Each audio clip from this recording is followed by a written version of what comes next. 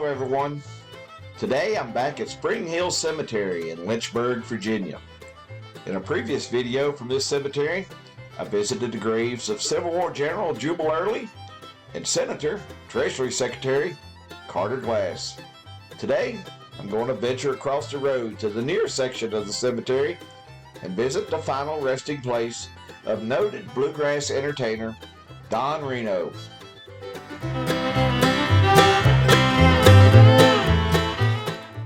Don Reno was born on February 21st, 1926 in Spartanburg, South Carolina. When he was still a small child, the family moved to Haywood County, North Carolina.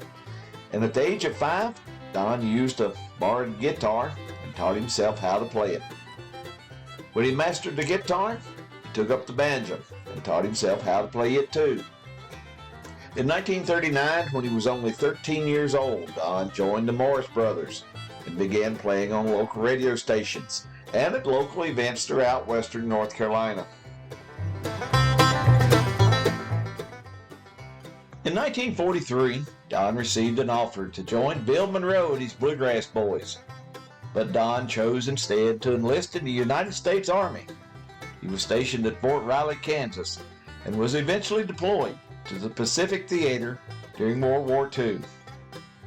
During his time in the Pacific, he was wounded in action while serving with Merle's Marauders, which was a special operations force that often engaged the Japanese far behind enemy lines.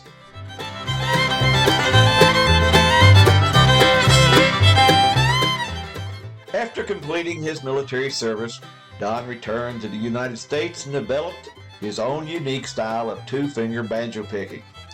His style, along with that of Earl Scruggs, were two of the most unique and recognizable banjo styles in bluegrass music.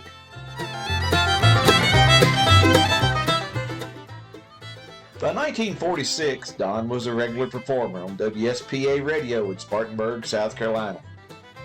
He was one of the station's most popular acts, which led him to finally join Bill Monroe and his Bluegrass Boys in 1948.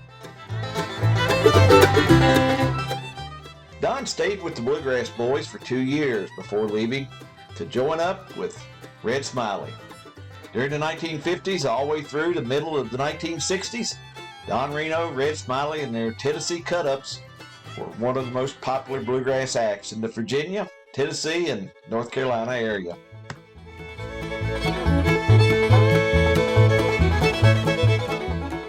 Reno and Smiley and the Tennessee Cutups were together for 14 years and recorded such hits as I'm Using My Bible for a Road Map, I Wouldn't Change You If I Could, and Don't Let Your Sweet Love Die. When Red Smiley decided to retire in 1964, Don teamed up with Bill Harrell. Occasionally, Red would come out of retirement and join Reno and Harrell for tour dates until Red's death in 1972.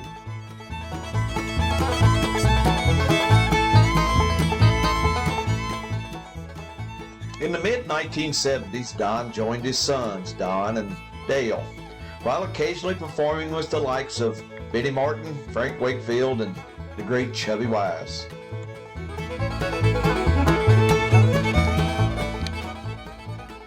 Don made his home here in central Virginia near Lynchburg, and he continued to perform with his sons until he developed health issues, which at first limited his performance schedule and eventually forced him to retire.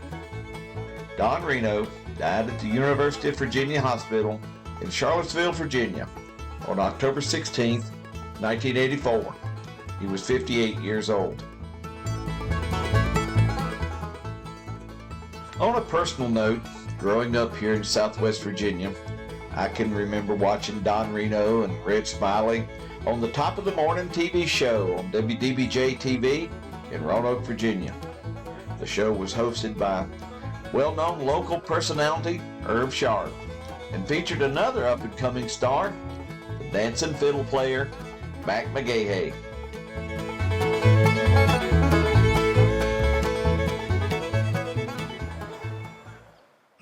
Well, this is where I'm going to end this video. If you remember Don Reno or any of the people that we visit in these videos, I hope you'll consider leaving me a comment. always enjoy your memories. And if this is your first time here, welcome. I upload a new tombstone video every Sunday morning.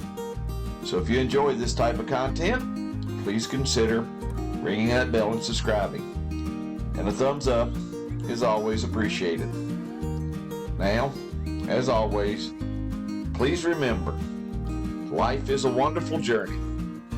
Take time and enjoy it. And I'll see you down the road. So long, everyone.